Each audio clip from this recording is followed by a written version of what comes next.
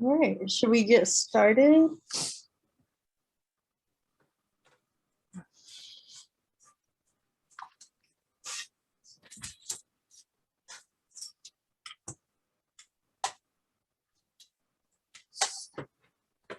I think so.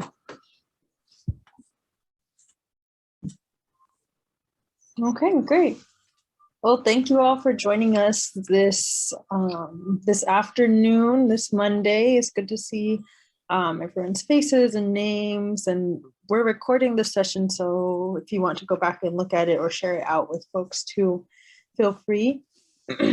I'll go ahead and introduce myself so you know who's starting us off, but my name is Cece Hoffman. I'm from the Confederated Tribes of the Umatilla Indian Reservation. I'm Umatilla Nimipu on my mom's side and Ojibwe on my dad's side. And I now live over here on Coast Salish lands and work at the Illahee Fund as the Environmental Justice Coordinator under the Wise Action Department with Johnny. And I'll go ahead and pass it over to Johnny and he can start in leading us in an opening grounding. Thank you, Cici.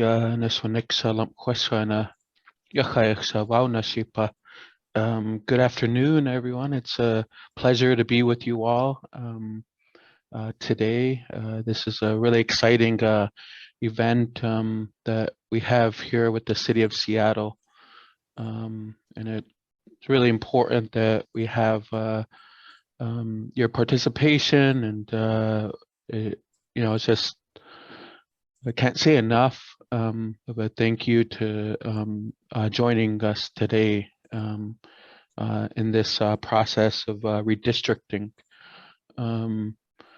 We are coming from different parts of Mother Earth here. Just want to acknowledge our ancestors and relatives that had took care of the earth before us. Where we make our homes now in the Seattle area. There's a number of generations and peoples that took care of these lands. We're looking out for our interests as they took care of them. And our holistic health too was a big part of it. So I just want to acknowledge the Coast Salish peoples that took care of these waterways and these lands. Some of the local tribes here, the Duwamish, the Muckleshoot, the Puyallup, the Tulalip, the Suquamish, and many others too who utilize these spaces. And even now in present day, we have many Indigenous relatives coming from around the globe and other tribes taking care of these lands here in Seattle, and we're a part of that moving forward. My mother is Yakima and my father is Wanapum, and I'm here, urban Indigenous person in the Seattle area, and just wanted to open up with those remarks, and I'd like to introduce Francesca and Elsa to share some opening remarks too with their own words.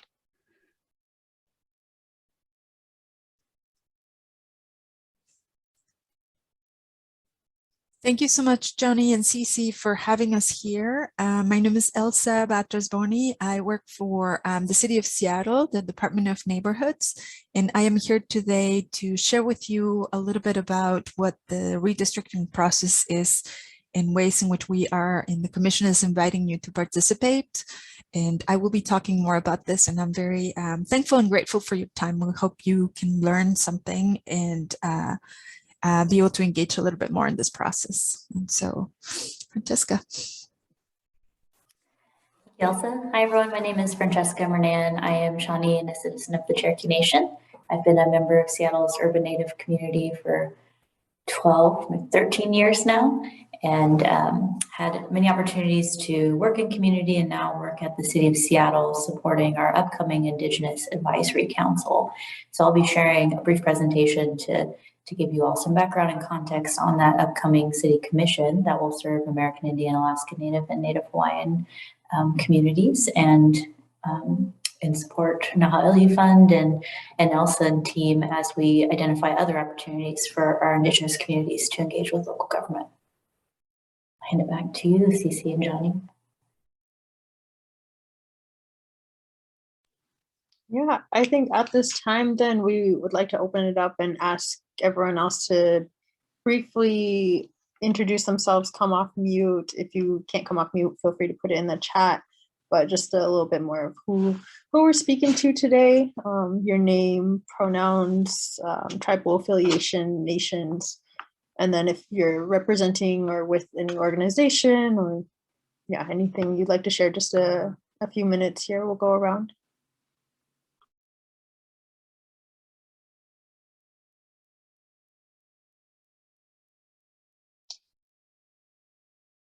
Hello, my name is Ross Klein. I'm from the Nooksack tribe, and I helped coordinate some of the census work here at the tribe, and I work in the planning department, and just looking forward to learning more about redistricting. Thank you.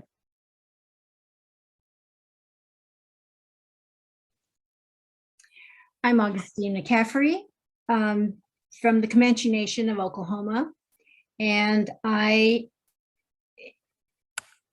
am retired from the University of Washington, retired about 3 years ago, and worked in graduate education. I'm also involved with the university in several committees, or not several, but a couple, and I will have to leave about 2:45 because we have some interviews going on today. And so I apologize for leaving early, but I just wanted to at least get as much out of this session as possible. Thank you. Hi, I'm Herald Simshan, and representing Chief Seattle Club today as their policy and advocacy manager. Yeah, thank you to y'all for having this event. Looking forward to learning more about redistricting process as well moving forward.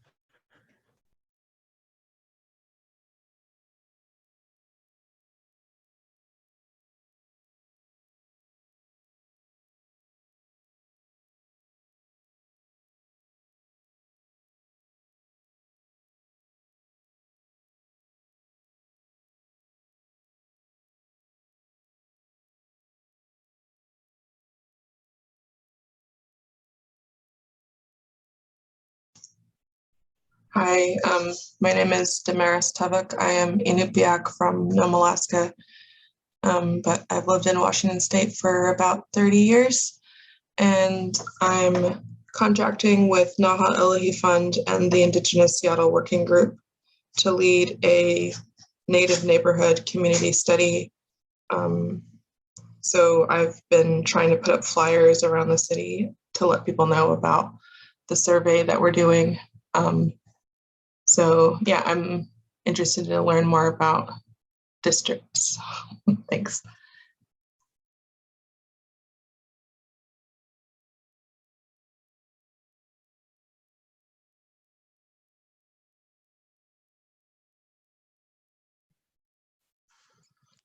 Hi, I'm Ilani Casey. I'm an enrolled tribal member of the Tlingit Nation. I'm Raven Frog Clan from Seattle, Washington. My dad was born in Wrangell, Alaska.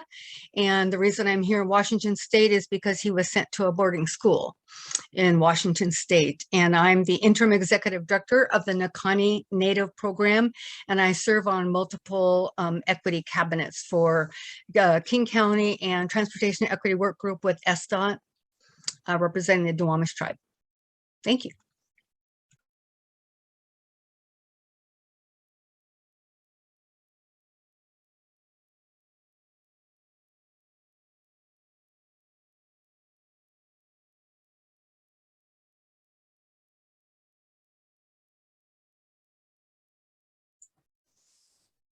I think some people introduce themselves in the chat, and that would be it. We also have some colleagues here from the Department of Neighborhoods. My colleagues here, Alexis and Logan. They're here to support us, and I don't want to put you in the spot, but if you want to say hello.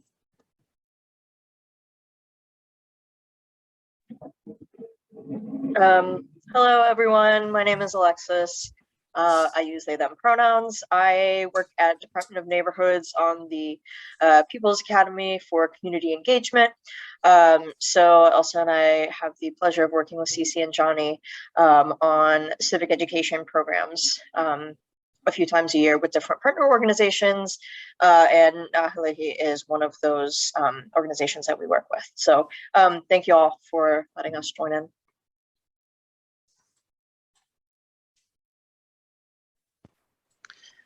Hi, my name is Logan Drummond, he, him, his pronouns. I work with Elsa at Dawn with on redistricting. And thanks for having me, appreciate it.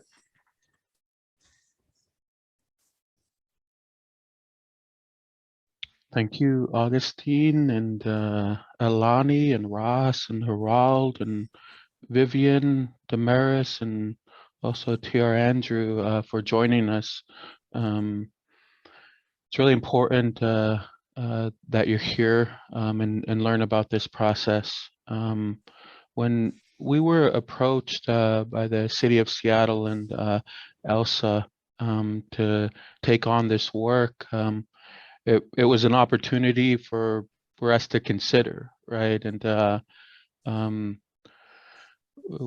mean, there's a need for this, but how do we approach it?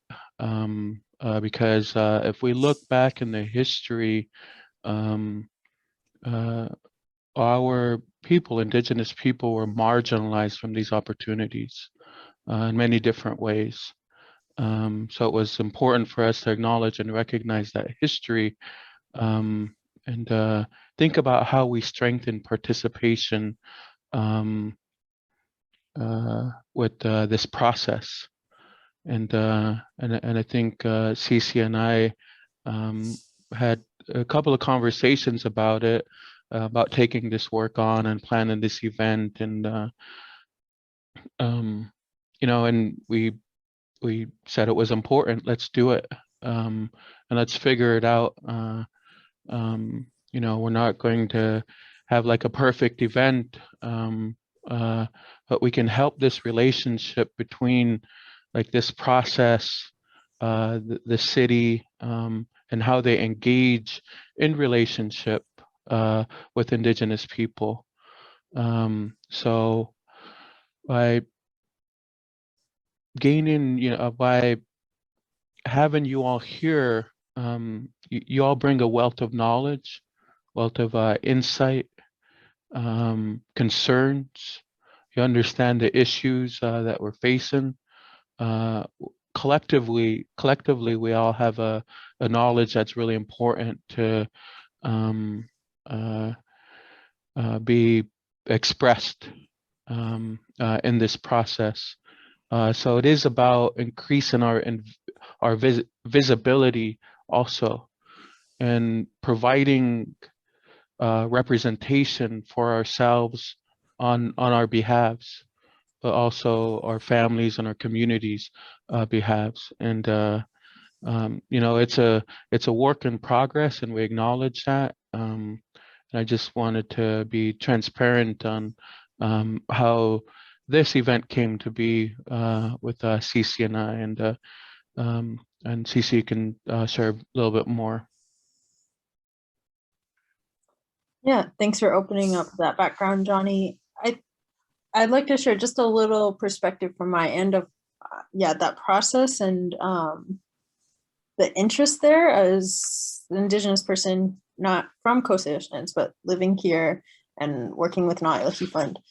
I didn't know what redistricting was. I didn't know what it was, and I'm pretty fresh out of college. Shout out to Augustine. I went to UW, graduated in 2020, and have been working with Illahee Fund since then. And so I kind of, you know, had still a little more of the critical mindset, especially of the relationships with the city.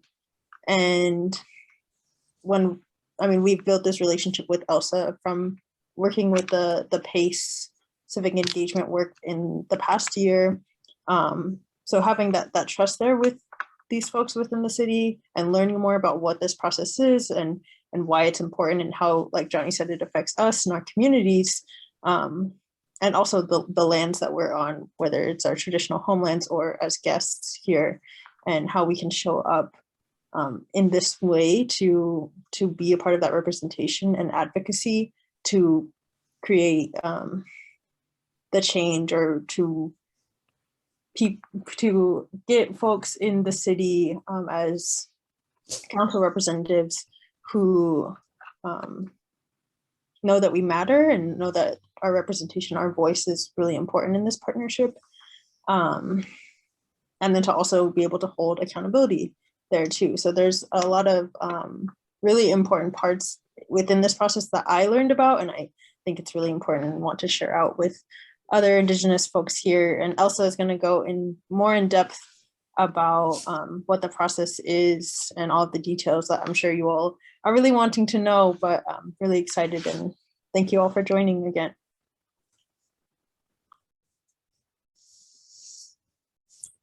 Thank you so much for having us here. It is definitely an honor to be here, and we wanted to start acknowledging the different opportunities that the City of Seattle has for engagement, and acknowledging the fact also that it's not been the best from the government, and that wanted to bring in, as part of this presentation, my colleague Francesca, to talk a little bit about what the city is doing to make sure that there are opportunities in connection with the City of Seattle as government. And so we'll have Francesca talk to us a little bit about that opportunity, and then I'll move quickly right after into what is redistricting. Wanted to give a little bit of background first, and then we'll go into what is this redistricting, what districts are we talking about, who and what part of government is this, and how does this affect communities, and how, most important, how can you participate and influence the way in which the new city districts are going to be drawn for the next 10 years. For City Council. So I want to introduce you to Francesca again, and she'll be giving us a brief presentation of her incredible work.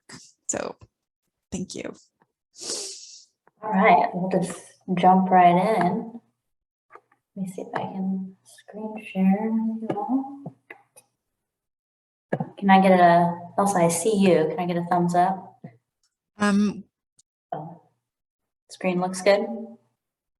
I don't think we see your presentation. Okay, let me try one more time.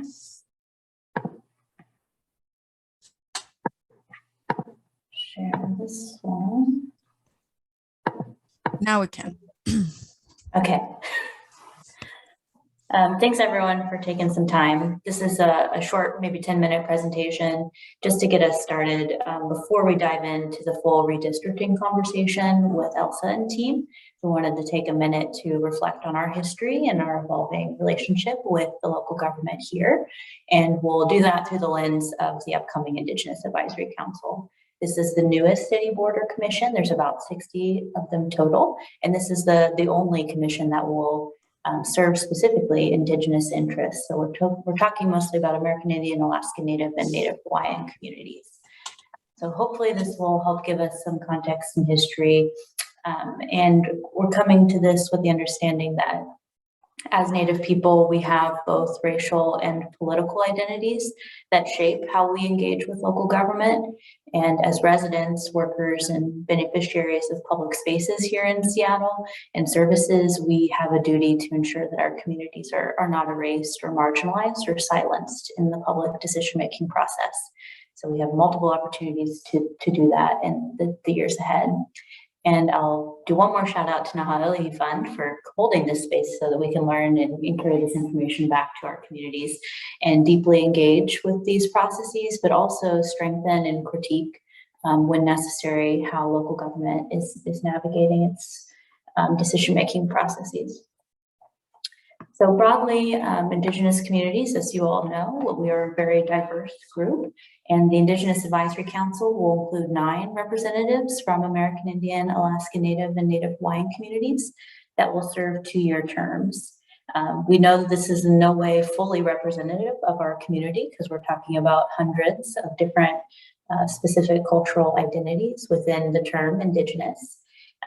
In this area alone, we're talking about our Coast Salish tribal nations that have been stewards of our land and water since time immemorial, to our American Indian, Alaska Native folks that have called Seattle home for many years, and our Pacifica communities from Polynesia, Micronesia, and Melanesia. All of these communities will be engaged in the redistricting process, and many of these communities won't be engaged throughout the Indigenous Advisory Council process. So in this context, I'm not using Indigenous as a legal definition, but we do know that many Indigenous communities hold political and legal relationships with the US government and other levels of government. So at times there's an important distinction around that political status that some of this work will hold. These maps are for our census folks in the room. These are courtesy of the I Love Census team at the Department of Neighborhoods. These show us the geographic distribution of our community, both American Indian, Alaska Native folks on the left and Native Hawaiian and Pacific Islander communities on the right in the Seattle and King County area. So we know that Seattle is home to about 14,000 American Indian, Alaska Native people. And when we zoom out to King County, that's about 56,000. And Native Hawaiian and Pacific Islander communities, about 5,000 in city limits, and 180,000 when we zoom out to King County. So that's the 8th largest in Washington state. And generally, when we're looking at this data, we know that American Indian, Alaska Native communities in particular are often subject to racial misclassification, and we will often consider this data as an undercount. Because of that, we commonly see data collection practices that will use multiracial identity or do things that don't allow us to disaggregate the data about our community. We also know that sometimes this data can be used to further a narrative of Indigenous erasure. We might look at the map and say that there's not significant pockets of density within our community, but we know that we are still here. And we know that many of our organizations, our tribes, our tribal organizations, and urban Native organizations are constantly resisting that message of erasure, especially in the urban environment. So it's important that we continue to use this data and advocate for data improvements, particularly with our local government. Nationwide, we know that about 76% of Native people now live in urban areas. This is often a result of federal policies that have forcibly relocated or assimilated Native people to the urban area. Seattle alone in the 50s was one of our urban relocation sites where the federal government incentivized folks to come to the urban environment for employment and housing opportunities. And we know that many of those opportunities were not fulfilled, and that our families experienced a loss of cultural and familial connections from our home communities and increased economic insecurity. In the last 50 years, Native people have come to urban areas for many reasons, as we know, educational and economic opportunities, among others. But this gives us that glimpse of how there's been a long and evolving history of the US government that has worked to remove and assimilate generations of Indigenous peoples. And this practice as a whole is an effort to disband our collective political power. And we know that many of our groups are working actively to resist that narrative. So another quick shout out to our Native organizations that are making sure our folks are represented and authentically engaged as we build our collective power to shape our institutions around us. So folks like Naha Illahee Fund, National Urban Indian Family Coalition, Native Action Network, the Sun Collaborative. We have so many in the Seattle King County area that are actively doing this work. Francesca, I think there's a question on the chat, or somebody has their hand raised. Yes. I think it's from Casey. Yeah, Ilani Casey, could you go back one slide about the percentages and the map? Do you have any data connected to that? And I don't know if you're able to make the map larger so we can see the specific neighborhoods. I can barely see them, but that data would be very, very valuable for us. Yeah, Elsa, do you have a specific answer to that? We may be able to send you something specific afterwards. This is what we have from our demographer, but I believe they were working on something more specific. So we might be able to send this after today's session. That would be great. Thank you. Great question. And feel free to stop me if other questions pop up because I don't quite see everything. So this gives you a high-level understanding of how the city is now thinking about tribal and urban Native engagement. There's been intermittent periods of engagement in local government over time, but under the historic leadership of our Council President, Deborah Morris of the Blackfeet Nation, we are experiencing a revitalization in how these frameworks work. So here we know that we're moving towards a space where we're embedding mechanisms for our Indigenous communities to engage with local government. And this is both to serve the trust and treaty obligations that exist and are tied to our political status as members of sovereign nations, but also to understand that there are racial equity impacts and obligations of our local government to engage our Indigenous community as a whole. So through these two mechanisms, we hope to create multiple avenues for our Native communities. So the Office of Intergovernmental Relations, it's a city department that will, through the Tribal Relations Director, work with our federally recognized tribes in the area, and they will do formal government-to-government engagement. The Indigenous Advisory Council is a supplementary avenue, and it's both strengthen our ongoing relationship with tribal nations, but also works to fulfill those trust and treaty obligations and racial equity obligations to our broader Indigenous communities. I do see a hand now. Maybe a chat. Yeah, I had a quick question about that. Yes. That's good to hear. Do you have the tribal leadership's name and their tribal affiliation? I didn't know that they had a tribal director, I guess, an OIR. Yes, yeah. So that, as you may be familiar, that role had been vacant for many years. Yes. And it was recently filled by Tim Raynon of the Puyallup Indian tribe. Tim brings decades of experience serving his community in administrative and council capacities, governing capacities. So Tim joined the city of Seattle a couple of months ago, and I can share his contact information. And his focus is supporting our government-to-government relationship, but he does work and collaborate closely with the Indigenous Advisory Council, and the city is really building our internal capacity to create folks within different departments and agencies that have relationships and can facilitate deep engagement with our Indigenous communities. So there'll be a whole team of folks that will be able to support a variety of projects. That's great, because the last I had heard, there was only a tribal liaison in the, I think it was Department of DNR, and who's actually an attorney and who's non-native, because that's the last I had heard. So thank you. Great questions.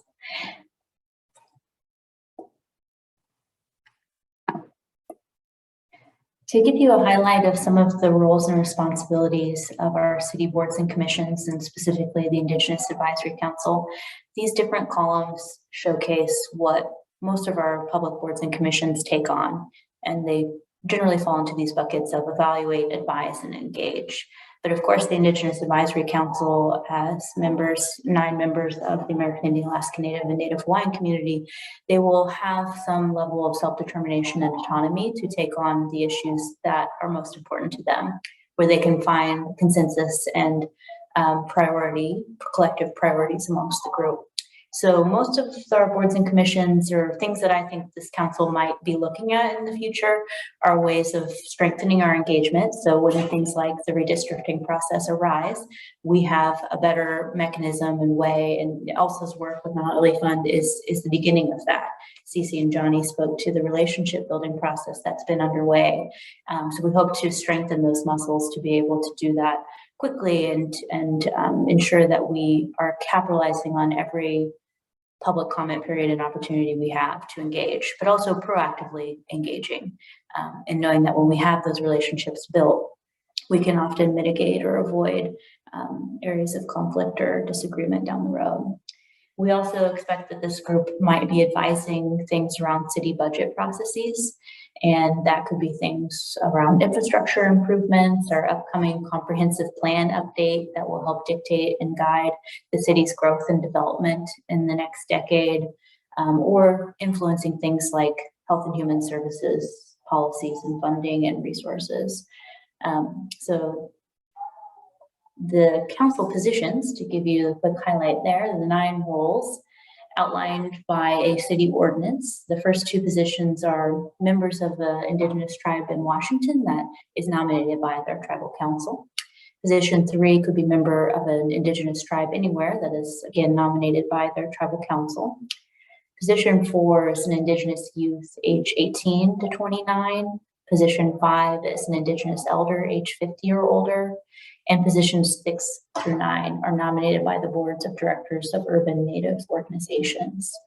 So 4 of these positions are appointed by the mayor, and 5 of the positions are appointed by city council, and each group will serve a 2-year term and rotate over time. And to give you an idea of where we're at in this implementation process, the application period for this first initial round of Indigenous Advisory Council members happened in January to March of this current year, and the selection committees are currently reviewing. We received 30 applications for the 9 positions, and we anticipate that the groups will be prepared for appointment and confirmation through the city council in June or July of this year, and that the group will again begin convening in June or July of this year. So this is an evolving effort, and we hope that folks continue to stay engaged and provide guidance and feedback and build these collaborative relationships where we have areas of mutual interest. I'll drop some information in the chat where folks can subscribe on our landing page or website to get periodic email updates and see any upcoming meetings. Everything is subject to Open Public Meetings Act, so they will be publicly posted, and members of the community are welcome to join and listen in. This is the early stages of our development, so we're hoping to continue to collaborate on issues like the redistricting work and upcoming city plan updates moving forward. So keep an eye out, and I'll share my contact information as well if you'd like to stay in touch. And we can do questions if folks have other questions.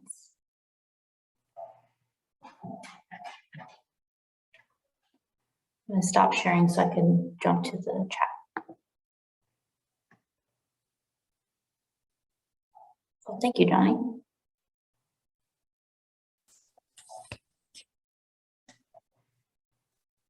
Thank you, Francesca, for that presentation. If anybody has questions or they come up, please, you can ask now or put them in the chat for later, for sure. This is a great work that it's happening. We will have this new body at the City of Seattle, and we're very excited. And once we know the names and all of it, we'd love to share them also. So make them through all the spaces that we're meeting different community members. Should we move on to the next piece, Johnny and Cece? I commend people to use like after lunch hours to talk about this, usually because we're sleepy after lunch. And then, so let's try to see if we can survive through what is redistricting. I'm so glad to hear that people are interested in the census and people were involved directly. I know that Illahee funded so much work. And one of the reasons when we were engaging the public, we would say, there's more than just a form. There are so many consequences of participating one level to another level. And one of the reasons why census was important was for representation. So I'm going to be sharing my screen right now. And we'll do what we did with Francesca. If you have questions, you can put them in the chat. And maybe Cece, or you can help me if there's somebody who raised their hands and I can't see. Can you see my presentation right now? Yes. Thank you. So I'm going to do it like this because I need to be able to see what comes next, and I haven't figured out how to do it otherwise, even though this is my 26th presentation on Zoom. So like I said, my name is Elsa Batrasboni. I don't know if you've heard, I come from this little tiny town called in Mexico called Mexico City. 20 million people, that's where I come from. And I've lived in Seattle for the last 20 years, and oh my, has it changed since. And one of the things that has changed is my own engagement to how it is and what government is. And so the Seattle redistricting process is a process that happens in many different bodies of government. If you've been paying attention to the news, it just happened in the state. It happened last year also in King County. And this year, for the very first time, the city of Seattle is going to go through this process of redistricting with a commission. And I'll walk you through that. And if you have questions, please stop me. So I'm putting a chopped map of the city of Seattle on the right that has the same 7 city council districts. And as you know, this is a reminder, the city of Seattle has 7 city council districts, but 9 council members. That the reason why that happens is because the city of Seattle is divided into 7 equal with the same amount of people districts, and each one of them has a representative, a council member, and then we have 2 council members that represent the whole city at large. So to give you context, by January of 2023, the Seattle, by our charter, has to have new district lines. And in case you want to be reminded of this, by November of 2023 of next year, the 7 city council seats will be vacant, and voters must decide who will represent them in city council. So like I like to say, it's going to be a fun year because everybody, 7 of those council members are going to be up for either re-election or they're going to be vacant for new. So a brief reminder of who our city folks are. People, the mayor was just elected last year, so he's not going to be up for re-election, but the rest are council members, and each one of them either represent 1 district or all of them. So in this slide, so the city mayor Bruce is not going to be for election, neither is Teresa Mosqueda, which is citywide council member, or Sarah Nelson, which is city wide council member. The rest of the councils, Lisa Herbold, Tammy Morales, Shama Swant, Alex Penderson, all of them are going to be up, their positions are going to be up for either re-election or vacant. So that means, what does that mean? And why is this happening? That's happening because of redistricting. Not only for that, but their terms are over. Basically, redistricting means changing those lines for city council. And this happens every 10 years after every decennial census. The reason why it's happening is because each district has to have about the same amount of population by 1%. So the way that the districts are drawn right now, they represent the number of people that were here in 2010. So you can imagine that in 10 years, the city of Seattle has probably changed a little bit and has had more people, or people have moved from one place to another in the city of Seattle. Just a reminder, this happened at the state level, at county level. But for the first time, again, this is the first time that the city of Seattle is doing it after the city adopted this new city council system in 2013 and was actually enacted in 2017. So what does this really mean? It means that the way the city changes these districts is the way that it determines who can represent you in city council. So what do we need for redistricting? So there's 4 elements very important to do the redistricting. We need the census results, which we got. We need a commission. We need mapping tools and technical expertise, and we need the public participation. First of all, to understand how this process works and how can you participate and influence the process.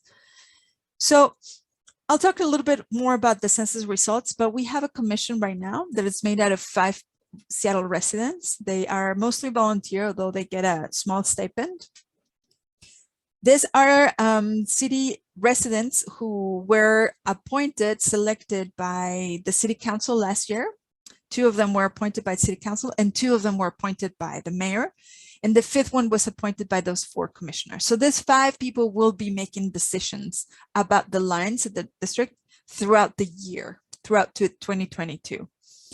They have been working under very important guidance and principles that they've picked. But basically what they want to make sure for the public to know, it's transparency. This is the first time, so they are interpreting the law and making sure that they're following as much as they can the rules that the charter says and how they have to do this process. And like I said, they want to make sure that they are taking in consideration the public, but in order for the public to be able to participate, we believe that the community and the public has to be educated too about this process. There's so many where we have not been here before. So what are those rules for this new districts? What did this districts need to look like? I don't know where you all live. I like to always think about an area of where are you in the map? Do you live in Seattle? Do you do business in Seattle? Do you study? Do you work? What do you do in Seattle? And if you look at where your district is, what district do you care more? Let's say, let's think about, is there one specific one? Where would the Illahee Fund be, CC, in this map? What district? Where are you? If you don't know the district, what neighborhood? Capitol Hill. We're in District Yeah, 3. District 3. Yeah. So District 3 is going to be an interesting one, right? And I'll show you in a little bit why. But District 3 is this area now. Right now it's divided. So the new lines in the new districts have to have these components. They have to be compact and contiguous, meaning you cannot take a little piece of District 3 of the Northeast and add it with District 1. They have to be one block of land as when possible. They have to have, this is why it's so important, and the work that we did all around the census was so important, they have to have the same amount of people. So it doesn't matter if you are old enough to vote, if you're a baby, if you can't vote yet, or if you are of any ethnicity group. Only if you live in that neighborhood, it counts as you being there. They have to follow existing lines when possible, making sure that they don't change completely. They have to recognize waterways and geographic boundaries, which is hard. It's challenging in Seattle when we have so much water around it.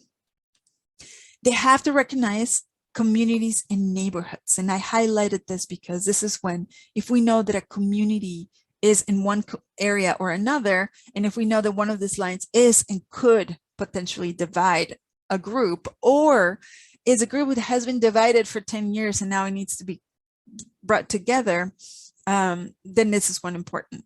One thing that is good to mention as part of the law is that when drawing this plan, neither the commission nor the mapping expert can consider the residence of any person, which this is what could be considered as gerrymandering, right? For manipulation, for power, for gaining electoral power. So if you have questions at any point, please stop me. These are the rules of what the new district lines should look like. I see there's a question from Elani, please. Yeah, I have a quick question about that. I'm so glad you're going over this because I know they're not supposed to consider, you know, who's in those neighborhoods, but as you know, historically, I don't even know if you know this, but the city of Seattle actually pushed all the Native Americans out of the city and ousted the Duwamish tribe, for example. They burnt down all of their longhouses when they were here. And then, and additionally, due to not gerrymandering, but due to gentrification, most BIPOC folks were pushed out of, it's too expensive to live in Seattle. And so King County, the south end of Seattle and beyond goes all the way down to Auburn, King County. And all the north end is majority white folks, or has historically. And then I grew up in a redlined neighborhood. So those are concerns that I have regarding how they're going to redistrict, because technically today you can actually identify your health outcomes based on your zip code. And also insurance companies actually, based on your zip code, determine how much you pay, like for example, your auto insurance based on your zip code. So those are just some things that I'm concerned about as we're going through this. Thank you. Yes, I appreciate the context. It's very important to note that so many things we can learn from the data.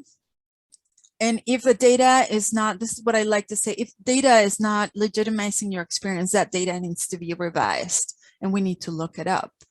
As you know, a lot of the work that we did to get people to participate in the census had to do with making sure that you are being identified and self-identifying as what you self-identify yourself, as well as making sure that you are there. I remember learning this say from the campaign saying, you know, the census is a fight against invisibility, to make us visible, like Johnny said earlier. So I am going to show you a little bit of data that is general data about the city of Seattle, as one of the things that we need to know and as we consider this new city councils. And remember that this district councils are just for the city council. There are school districts, there are other precincts, there are other ways in which the city is divided. This is just for how the city is representing you through the city council. So the number of people that the data told us that the city of Seattle has is about 737,000 people. There's a lot more detail into this, and I'll show you some tools where you can see more details that came from the census. To do redistricting, the commission has to take advantage by law, use the census data. They can use other resources, but by law, they have to use the census data. This is by district. So if you see this map of the city of Seattle, you see the darker areas are where the population grew the most in the last 10 years. And so Seattle in general grew 21.1% since 2010. And the district that grew the most is District 7. This is all, I like to always ask the question, why do you think is that? What district is that? This is Lower Queen Anne, Salt Lake Union, all around Space Needle. Any takers? Why would that area change or grew the most? You can put it in the chat if you're there, or you can say it out loud. So based on what and how much each one of these districts grew, and taking in consideration that redistricting means that you are each one of the city districts have to have the same amount of people. We have to do a simple math. So any takers, and why do you think District 7 grew the most? Amazon. Yeah. Who was that? I heard the voice. I think it was Tier. Yes, Amazon. That's a good one. Yes, people can move. Yes. Anybody else? Or any more you want to say about that? How would Amazon change this? All of the housing and apartment buildings. Yes. So when thinking about how the city is being planned, or people are making, plans for it, you can see there is a trend on where the population is concentrating. So based on that, the redistricting work, it's a simple work of math. If each one of these districts has to have the same amount of people, and we have about 730,000 people in general, you just come and divide 737 by 7, and it gives you about 105,000 people per district. This is how many people you need to have by 2023. So the work is very simple. and I laugh because it's not really simple, but what you have to do is making sure that district 1, 2, 5, and 6 get bigger, and districts 3, 4, and 7 get smaller. Oh, great. But how do you do that? Which communities which lines do you divide? How did you make that line? The moment you make one line, you move every other line in the map. And is that going to affect your community, your groups, the neighborhoods, where you belong, where you are part of? Is this going to affect it positively? Let me give you an example. For instance, the downtown in the International District or district or around Yesler Terrace. Those are communities that have been traditionally divided into 3 different city council districts. Some of them say it's a good thing to have 3 council members advocating for your cause. Some organizations say it's too much work when there's an issue to go and have to talk to 3 different council members. I want to be part of one where one person is advocating and working towards our own interest. For communities and groups, they're spread throughout the city and they're not in a one group. How does this affect people? And so that's basically what the work is for redistricting. The commission will be working they formed in November, and they have been doing this. They have me doing this community presentations where they share with the public what redistricting is between February, April, and mid-May. But by mid-May and July, the commission is going to go to the public with examples of what these maps would look like, with sample maps. And August and September, they're going to come up with a draft proposal for the public to give input and to say, I like this. This is what the city is going to look like in the next 10 years. So the public can participate via attending meetings, making public comments, answering a survey that we're going to put together next week.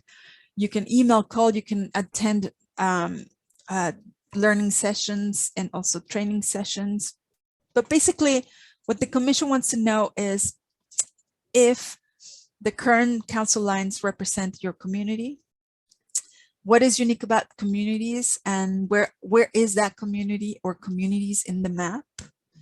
And how could the draft maps impact your community and neighborhood, basically?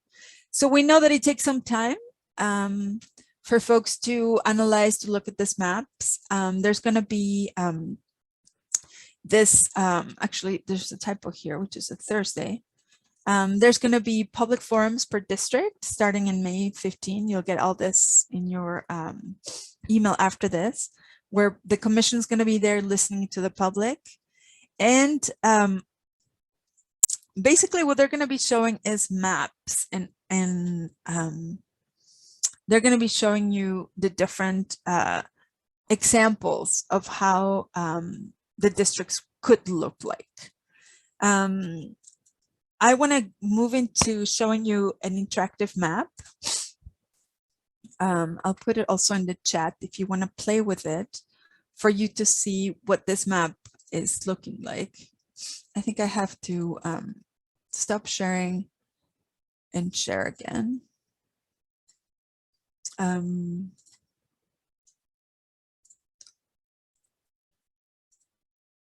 did I put this in the chat? I probably did here. If you have an extra monitor, you can play with that tool as well. Can you see my map? Great.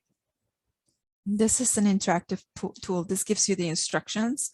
Basically, if you go to this layers right now, this is the, it works like Google, but it's just for the Google Maps. These green lines are the current districts, council districts. If you go to layers, you can go down to here, and these are like examples of how would it look like in the next 10 years. The color ones are the proposals. So what could it be?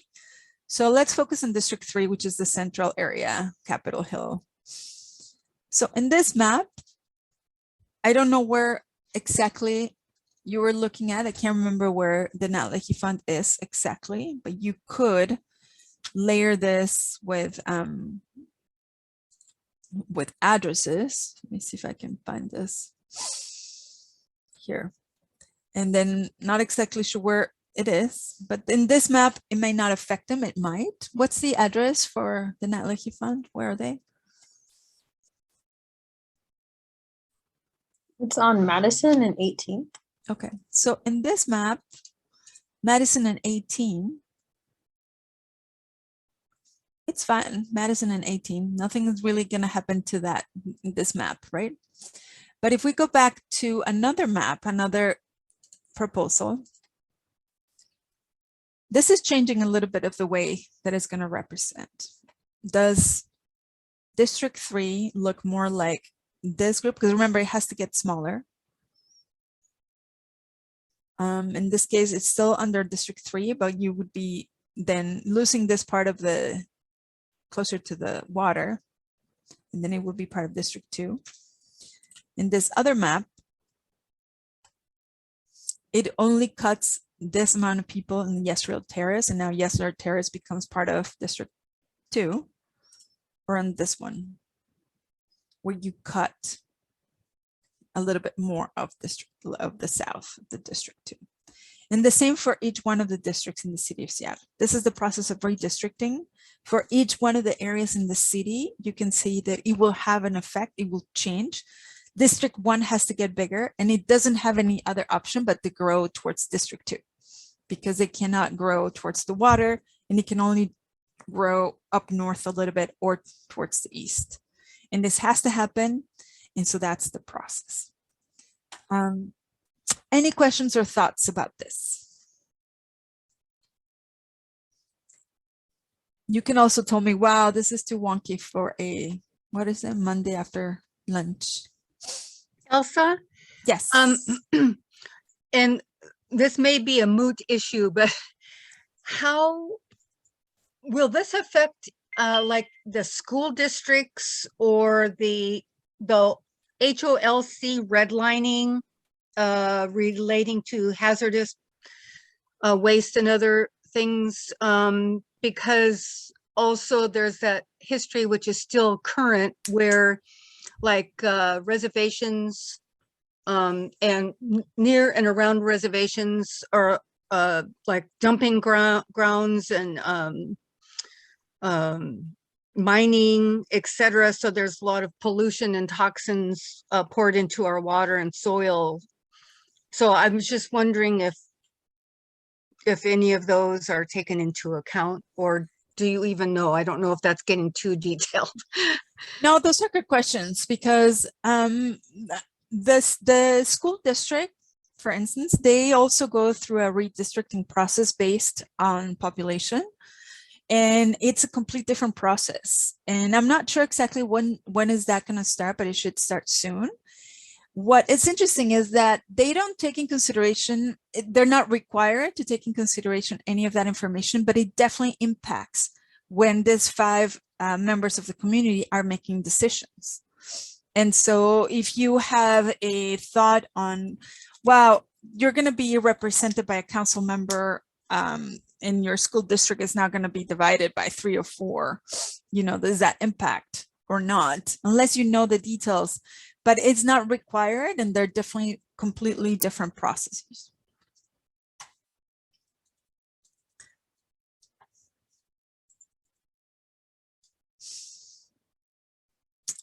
Let me ask you a question. Has any of you ever participated in a redistricting process?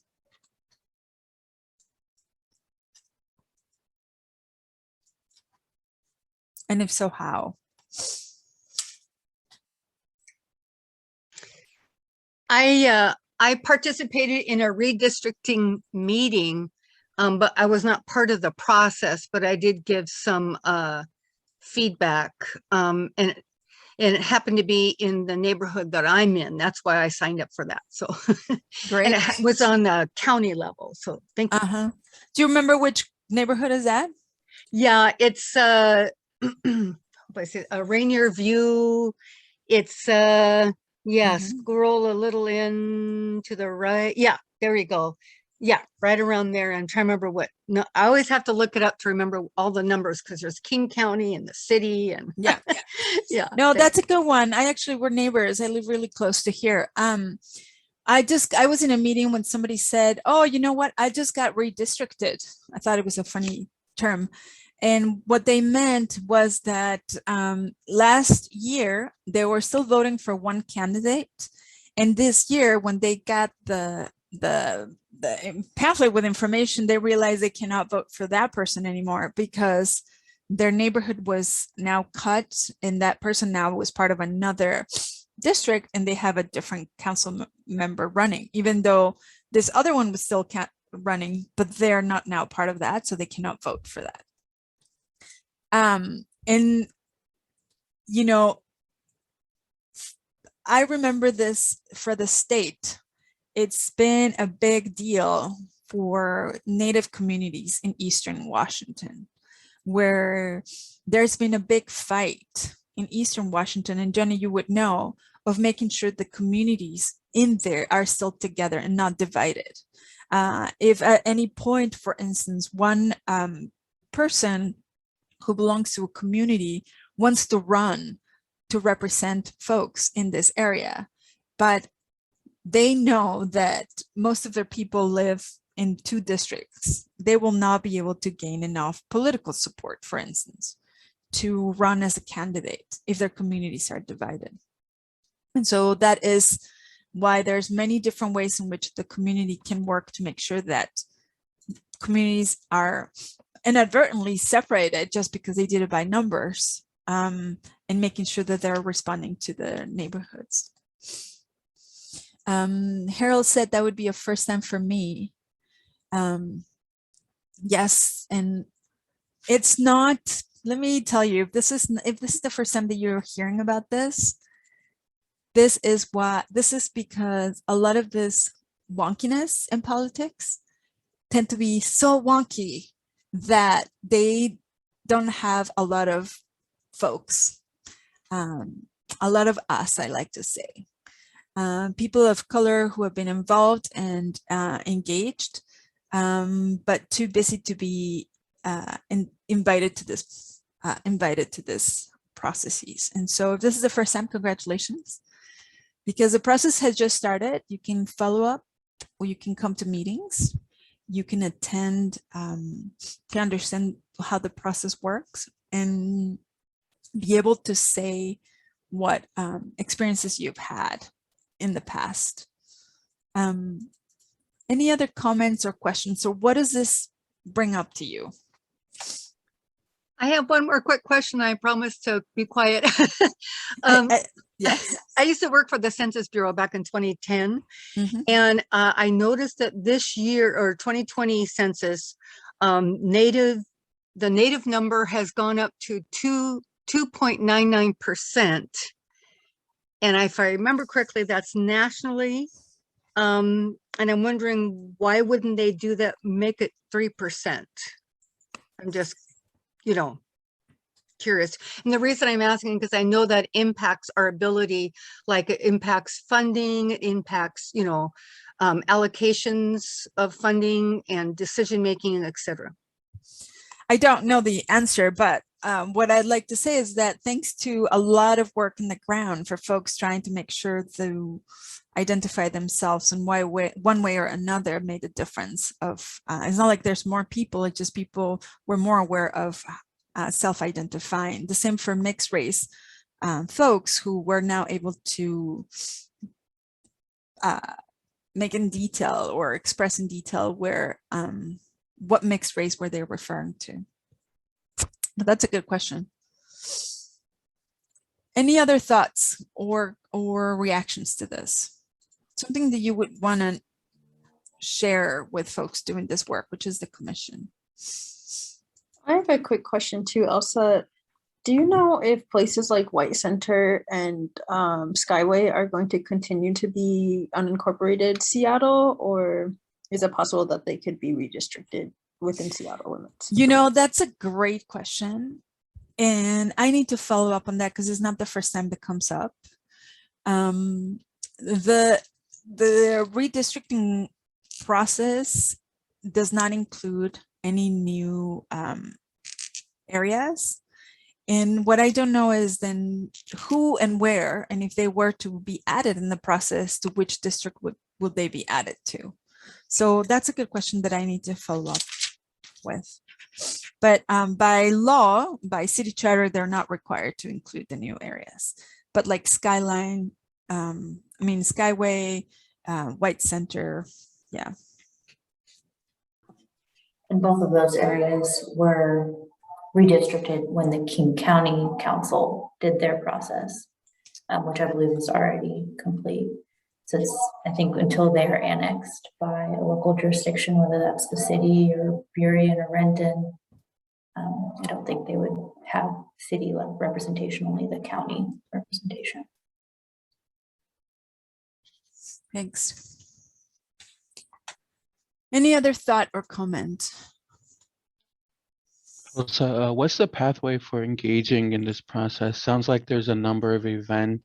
Like if we wanted to provide comment, what's that pathway and space look like for us?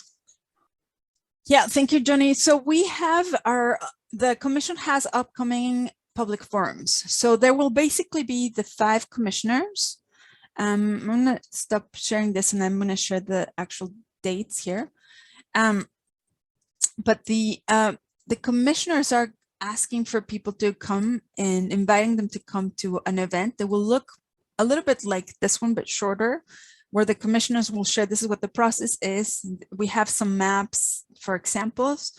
Do you have thoughts? And then people will have 2 minutes to give public comment. And whether it is, I want to learn more, you can't make a decision, I want to have a question about the unincorporated areas. What about the percentage of Native folks? All of those questions that you asked, you can come and join to this event. So I'm going to put the dates here.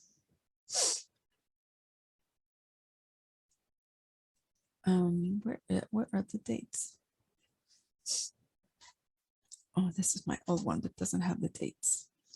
The first one is May 15. And I don't know if my colleague Logan is here, if we can put him in the chat while I look for it up. But you can join them, they're online. They're also hybrid, they're gonna be in downtown Seattle. You can come and participate, you can provide feedback. You can also come to most of the meetings for the commission are every Tuesday from 12 to 1:30.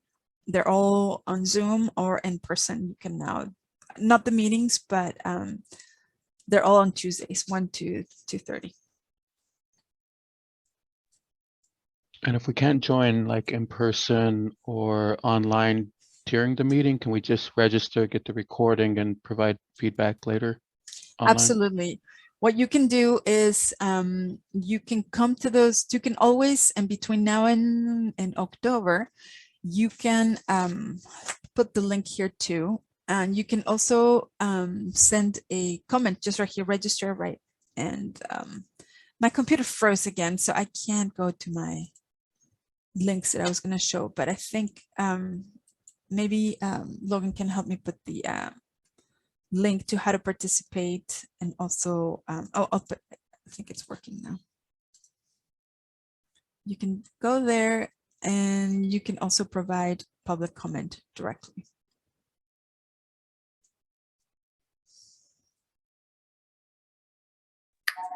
Elsa, can you share a little bit about what a public comment might look like? Are we asking, are we giving specifics about, I'd like this street to be included in this map? Or are we giving more broad feedback about, I'm thinking about some of the things Elani mentioned about how are we considering this in relationship to the Seattle Public Schools? Could we pose back questions to the Redistricting Commission for things that we think they should be thinking about? as well as providing specific Thank you, feedback? Francesca. That's a great. At this point, the commission is looking to hear feedback either on the example maps that are putting out there or general questions like how have you been considering Native folks in this process?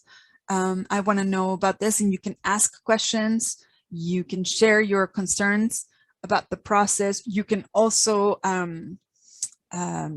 ask a direct, very specific, send in your map where do you think the line should go with this is what I don't want my neighborhood to get cut, not be part of this or the other one. At this point is very open. During the session, the commission is going to be sharing a survey with the specific details of a map. And so that way you can be very specific about which map you're interested in. And but that will come after. So I think, go ahead. Just one last one. Okay, so this commission gets all of this feedback, they take it into consideration. What is their process for essentially deciding on the new lines? So thank you. So the commission is going to be talking or hearing the public during these public forums between May and July. Then after they heard all the comments, and also they've been hearing public comments since the beginning of the year, the link to the public forums is open. And maybe Logan, you can help me put there the link since I can't find it. If the commission, after they heard all these comments, read them all through it and did their own research, worked with the GIS expert, then they're gonna get together and make one draft. And then they're gonna release the draft at the end of the summer to the public and say, this is what we came up with, and ask again for public comment, for public input. And by the end of September, they should have a final proposal. And there will be also another period where people can write and share more. But after that, the commission will just take in consideration what they've heard and make a decision by November 15, where they have to file with the state and said this is the final decision. And that's it. By January of 2023, the city will have new lines. It's a lot of power for 5 folks, and they're taking, this is a brave process because they're all volunteers. And when they were half through that, they're like, oh my gosh, what did we get ourselves into? It's a big decision for the next 10 years. Any of you could be one of them for the next commission. This is the first time that the city of Seattle has a commission. We'd love to get folks engaged. If you didn't have anything and not much to say today, it's a seed that we're planting for the future, for another meeting, for another time. Is a way in which, oh, I heard, maybe you had to hear it a couple of times before you know that you have something that you want to say, and that's okay.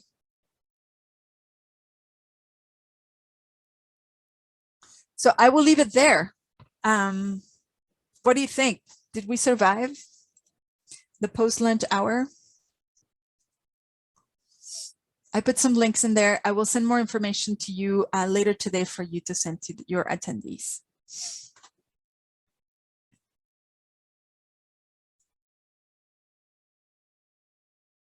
Okay, awesome. Well, we're coming to an end with our time here. I'd like to make one last request to Francesca to provide a few closing remarks here.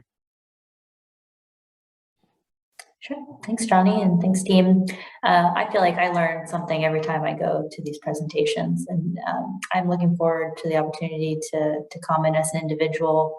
I know many of us are affiliated with Indigenous organizations. That's also a great opportunity to provide comment. And here pretty soon we'll have our Indigenous Advisory Council, another avenue and space to get the broad, diverse representation from our communities and the feedback incorporated. So thanks for taking the time to make this space, Johnny and CC and Alpha and team. I'm looking forward to having more of these on many different topics across the city. Thank you, Francesca. And if you don't mind, CC.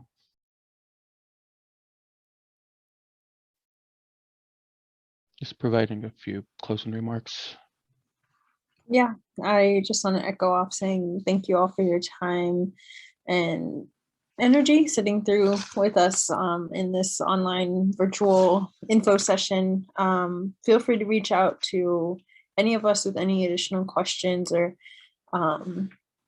how else to get involved as well. I can put my email in the chat as well. Johnny and I, like we mentioned, we'll be doing more work with the PACE with the city, which is People's Academy for Civic Engagement, coming up this summer.